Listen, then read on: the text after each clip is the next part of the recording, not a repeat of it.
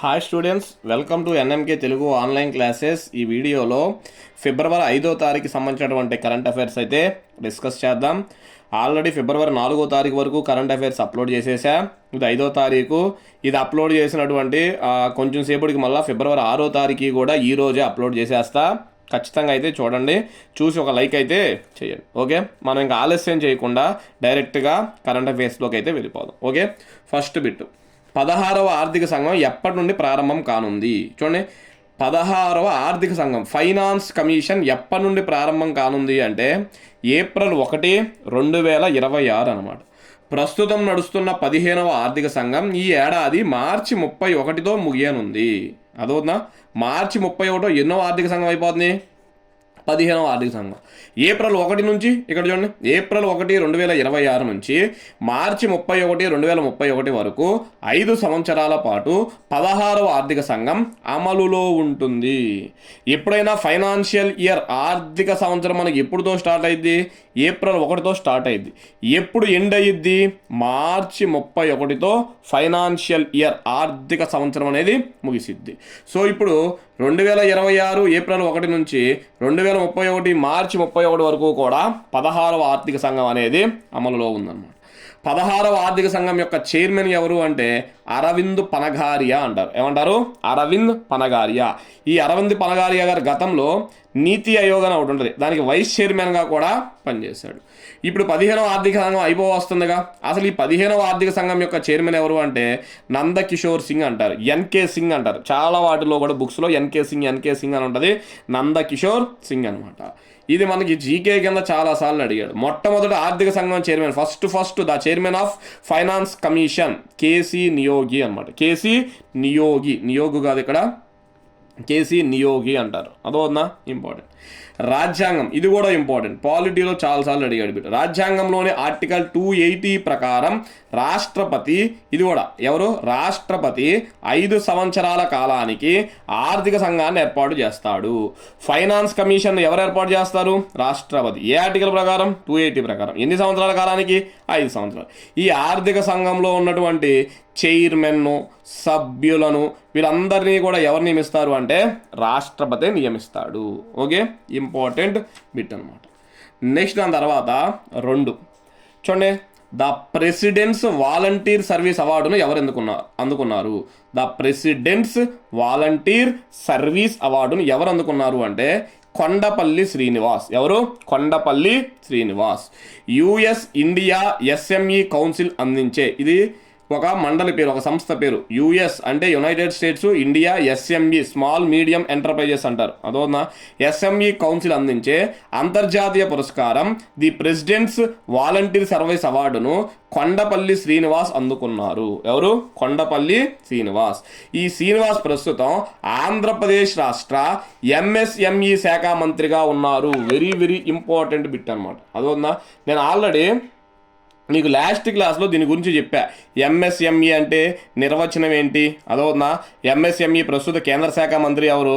MSME day మన NTPC ఎగ్జామ్లో రైల్వేలో అడిగాడు. ఎంఎస్ఎంఈ డే ఎప్పుడని అడిగాడు. అదోనా, ఇవన్నీ అంతకుముందు ఫిబ్రవరి 4వ తారీఖు వీడియోలో అయితే చెప్పాను, ఒకసారి చూసుకోండి. అదోనా, సరే. శ్రీనివాసరావు ప్రస్తుతం ఆంధ్రప్రదేశ్ రాష్ట్ర ఎంఎస్ఎంఈ శాఖ మంత్రి. ఎంఎస్ఎంఈ అంటే మీడియం స్మాల్, చూడండి, మీడియం స్మాల్ ఎంఎస్ఎంఈ అంతేనమాట. ఈ శాఖ మంత్రిగా అయితే పనిచేస్తున్నాడు అనమాట. ఓకే, వాషింగ్టన్ నగరం ప్రధాన కేంద్రంగా చిన్న మధ్య తరహా పరిశ్రమల అభివృద్ధి కోసం ఈ కౌన్సిల్ పనిచేస్తుంది. అంటే ఈ కౌన్సిల్ అనేది చూడండి, ఈ కౌన్సిల్ అనేది ఎక్కడుంది? వాషింగ్టన్ నగరంలో ఉందన్నమాట. అదవుతుందా? చిన్న మధ్య తరహా పరిశ్రమల అభివృద్ధి కోసం ఈ కౌన్సిల్ అయితే పనిచేసింది. ఈ కౌన్సిల్ సీఈఓ లేదా ప్రెసిడెంట్ అయిన ఎలీషా ఈ పురస్కారాన్ని అందించారు. ఈ కౌన్సిల్ యొక్క సీఈఓ ఎవరు? ఎలీషా అంట. ఆయన ఈ శ్రీనివాస్ గారికి అయితే అందించడం అనేది జరిగింది. ఓకే, నెక్స్ట్ దాని తర్వాత చూడండి 3వ బిట్ అనమాట. ఓకే, మణిపూర్ రాష్ట్ర ముఖ్యమంత్రిగా ఎవరు ప్రమాణ స్వీకారం చేశారు? యుమ్నం ఖేమ్చంద్ సింగ్, బీజేపీ పార్టీ. ఏంటిది? యుమ్నం ఖేమ్చంద్ సింగ్ అనమాట. ఆయన పేరు సింపుల్గా ఖేమ్చంద్ అని వస్తుంది పేపర్లో. మణిపూర్ రాష్ట్రానికి ఉప ముఖ్యమంత్రులుగా 2 వ్యక్తులను నియమించారు. ఒకటి కూకీ సామాజిక వర్గానికి చెందిన నెమ్చా కిప్గెన్ అనమాట, బీజేపీ పార్టీ. కుకీ సామాజిక వర్గానికి చెందిన నెమ్చా కిప్గెన్ బీజేపీ పార్టీ. ఇంకొక డిప్యూటీ సీఎం ఎవరు అంటే నాగా సామాజిక వర్గానికి చెందిన ఎల్ డికో. ఏం పేరు? ఎల్ డికో అంటారనమాట. అదోనా నాగా పీపుల్స్ ఫ్రంట్ పార్టీ అనమాట. గత ఏడాది ఫిబ్రవరి 9న అప్పటి ముఖ్యమంత్రి బీరెన్ సింగ్ రాజీనామా చేయడంతో అదే నెల 13 నుంచి, అంటే ఎప్పుడు 2025 ఫిబ్రవరి 13 నుంచి మణిపూర్ రాష్ట్రంలో రాష్ట్రపతి పాలన ప్రవేశపెట్టారు. ఇప్పుడు మణిపూర్ రాష్ట్రంలో రాష్ట్రపతి పాలనను ఎత్తివేసి ముఖ్యమంత్రి ఉప ముఖ్యమంత్రులు నియమించారు. ముఖ్యమంత్రి చేత మణిపూర్ రాష్ట్ర గవర్నర్ అజయ్ కుమార్ భల్లా, గుర్తుపెట్టుకోండి, సీఎం చేత ఎవరు ప్రమాణ స్వీకారం చేయిస్తారు అంటే గవర్నర్ చేయిస్తాడు. అదవుతుందా? ఈయన చేత అజయ్ కుమార్ భల్లా గారు ప్రమాణ స్వీకారం చేయించారు. చూడండి, యుమ్నం ఖేమ్చంద్ సింగ్కు తైక్వాండోలో బ్లాక్ బెల్ట్ ఉంది. తైక్వాండో కూడా వచ్చండి. ఈయన భారత తైక్వాండో సమాఖ్యకు గతంలో ఉపాధ్యక్షుడిగా కూడా పనిచేశాడు. అదవుతుందా? భారత తైక్వాండో ఫెడరేషన్ అని ఉంది మనకి, దానికి ఉపాధ్యక్షుడిగా కూడా పనిచేశారు. 2017 నుంచి 2022 వరకు మణిపూర్ రాష్ట్ర అసెంబ్లీ స్పీకర్గా కూడా ఈయన పనిచేశారు. అదవుతుందా? ఇంపార్టెంట్. మొన్నటి వరకు ఇక్కడ రాష్ట్రపతి పాలన ఉంది, ఇప్పుడు మాత్రం మనకి అక్కడ ముఖ్యమంత్రి వచ్చేసాడు. నెక్స్ట్ 4, ఎన్నికల సంఘాల జాతీయ సదస్సు ఎక్కడ జరగనుంది? ఎన్నికల సంఘాల జాతీయ సదస్సు ఎక్కడ జరగనుంది అంటే ఢిల్లీలో జరగనుంది. ఎక్కడ? ఢిల్లీ అన్నమాట. చూడండి, దేశంలో అన్ని రాష్ట్రాల ఎన్నికల సంఘాలతో మరింత సమన్వయం ఏర్పరచుకునే లక్ష్యంతో భారత ఎన్నికల సంఘం ఈసీఐ అనమాట, ఎలక్షన్ కమిషన్ ఆఫ్ ఇండియా, ఈ నెల 24న, చూడండి ఫిబ్రవరి 24న ఢిల్లీలో జాతీయ సదస్సు నిర్వహించనుంది. రాష్ట్రాల ముఖ్య ఎన్నికల అధికారులతో పాటు వారి న్యాయ నిపుణులు కూడా హాజరవుతారని ఎలక్షన్ కమిషన్ ఆఫ్ ఇండియా తెలిపింది. కేంద్ర ఎన్నికల సంఘం ప్రధాన ఎన్నికల కమిషనర్, చూడండి ఈసీఐ అంటే ఎలక్షన్ కమిషన్ ఆఫ్ ఇండియా, ప్రధాన ఎన్నికల commissioner chief election commissioner Gyanesh Kumar కమిషనర్లు సుఖ్బీర్ సింగ్ సంధు, వివేక్ జోషి వీటికి అధ్యక్షత వహిస్తాడు. ఈ సమావేశానికంటే వీళ్ళ ముగ్గురు కలిసి అధ్యక్షత వహిస్తారంట. 1999 తర్వాత మరలా ఇప్పుడు ఇలాంటి సదస్సు నిర్వహిస్తున్నారు. చూడండి, 27 ఏళ్ల విరామం తర్వాత మళ్ళా ఎన్నికల సంఘాల జాతీయ సదస్సును అయితే నిర్వహిస్తున్నారు. Okay, important bit. Next 5, Haridwar పారిశుద్ధ్య ప్రచారకర్తగా ఎవరు నియమితులయ్యారు? చూడండి, హరిద్వార్ దీనికంటే పారిశుద్ధ్య ప్రచారకర్తగా ఎవరు నియమితులయ్యారు అంటే సోనియా బువా. ఆమె పేరు ఏం పేరు? సోనియా బువా. ఉత్తరాఖండ్ రాష్ట్రంలోని హరిద్వార్ నగరపాలిక పారిశుద్ధ్యం గురించి ప్రజల్లో అవగాహన పెంచడానికి ప్రత్యేక చొరవ చూపుతుంది. అంటే ప్రజల్లో ఈ పారిశుద్ధ్యం గురించి చెప్పాలి, క్లీన్గా ఉంచుకోవాలి అని చెప్పడం కోసం ప్రత్యేక ఇంట్రెస్ట్ చూపిస్తుంది అనమాట. ఇందులో భాగంగా నగరంలో పారిశుద్ధ్య ప్రచారానికి బ్రాండ్ అంబాసిడర్గా ట్రాన్స్జెండర్ల వర్గం నుంచి, వెరీ వెరీ ఇంపార్టెంట్, చూడండి, ట్రాన్స్జెండర్ల వర్గం నుంచి ఒకరిని నియమించారు. అంటే ఇప్పుడు సోనియా బువా అనే ఆమె ఒక ట్రాన్స్జెండర్ అనమాట. ఈ మేరకు సోనియా బువా అనే ట్రాన్స్జెండర్కు హరిద్వార్ మున్సిపల్ కమిషనర్ నందన్ కుమార్ నియామక పత్రాన్ని కూడా అందజేశారు. సింపుల్గా హరిద్వార్ పారిశుద్ధ్య ప్రచారకర్త ఎవరు అంటే సోనియా బువా, ఈమె ఒక ట్రాన్స్జెండర్ అనేది మనం గుర్తుపెట్టుకోవాలి.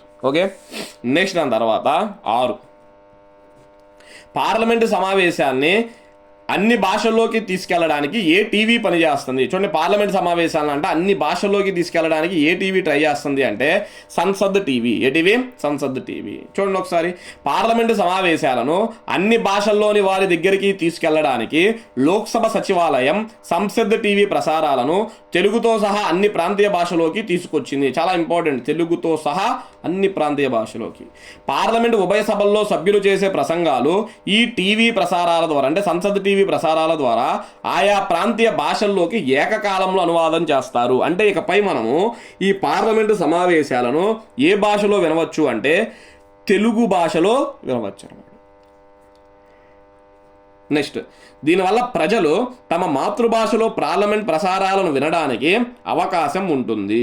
ప్రస్తుతం సభలో రాజ్యాంగంలోని 8వ షెడ్యూల్, గుర్తుపెట్టుకోండి, రాజ్యాంగంలోని 8వ షెడ్యూల్లో పొందుపరిచిన 22 భారతీయ భాషల్లో దేంట్లోనైనా సభ్యులు మాట్లాడేందుకు వీలు కల్పించారు.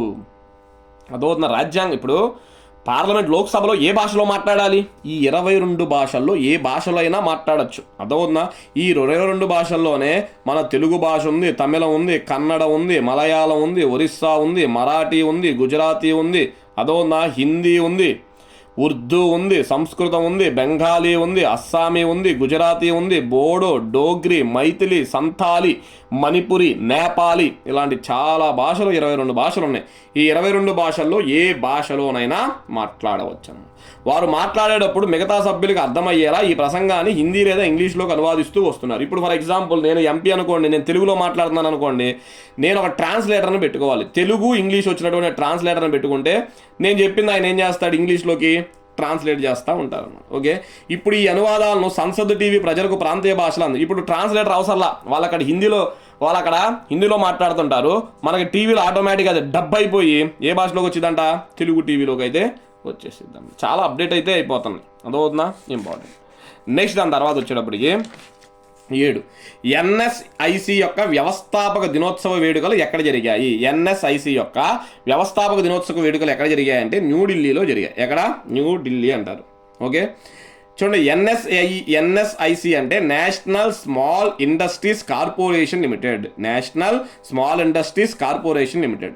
ఇది 1955 ఫిబ్రవరి 4న ఏర్పడిందంట. అందుకే ఈ ఫిబ్రవరి 4న న్యూఢిల్లీలో వ్యవస్థాపక దినోత్సవ వేడుకలు జరిగాయి అనమాట.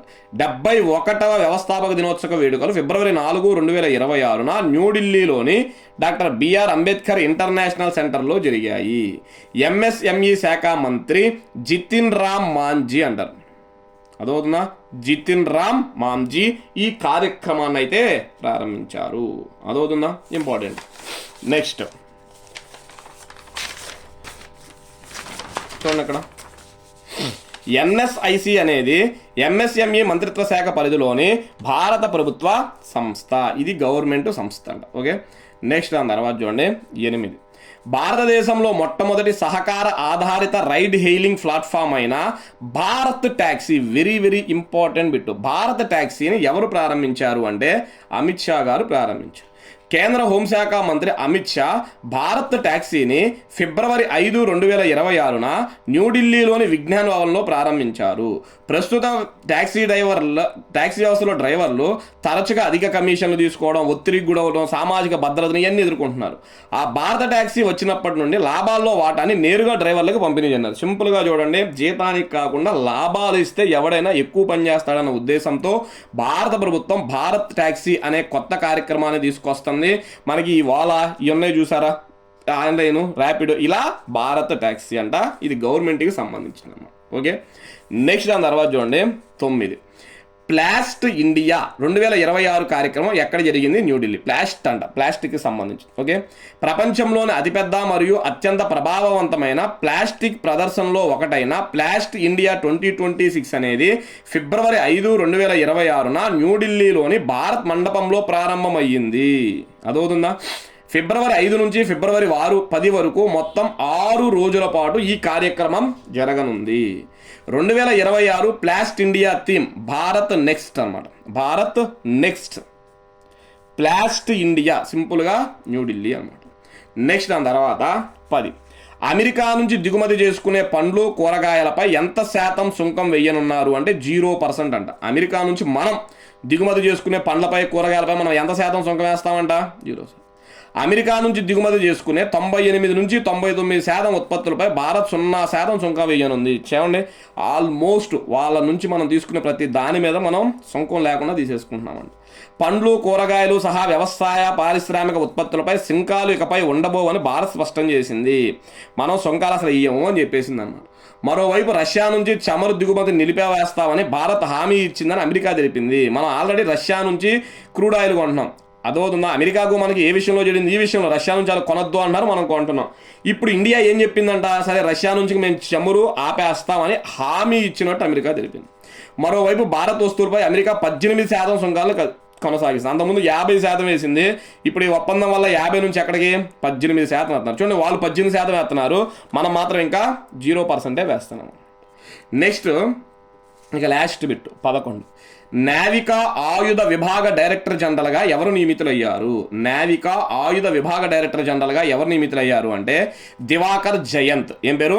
దివాకర్ జయంత్, నావికా ఆయుధ విభాగ డైరెక్టర్ జనరల్. రక్షణ మంత్రిత్వ శాఖలోని నావికా ప్రధాన కార్యాలయంలోని నావికా ఆయుధ విభాగానికి డైరెక్టర్ జనరల్గా దివాకర్ జయంత్ నియమితులయ్యారు. అదవుతుందా? ఇప్పటి వరకు ఉన్న పి ఉపాధ్యాయ, ఆయన పేరు పి ఉపాధ్యాయ పదవీ విరమణ అయితే చేశారంట. అదవుతుందా? ఇవి స్టూడెంట్స్ మనకి ప్రధానంగా ఎన్నో తారీఖు, ఫిబ్రవరి 5వ తారీఖు కరెంట్ అఫైర్స్ వచ్చినటువంటి విషయాలన్నమాట. ఓకే, ఇది అప్లోడ్ చేసిన వెంటనే ఇంకొంచెం సేపటికే 6వ తారీఖుకి సంబంధించినటువంటి కరెంట్ అఫైర్స్ను కూడా మీ ముందుకైతే తీసుకొస్తాను. Thank you.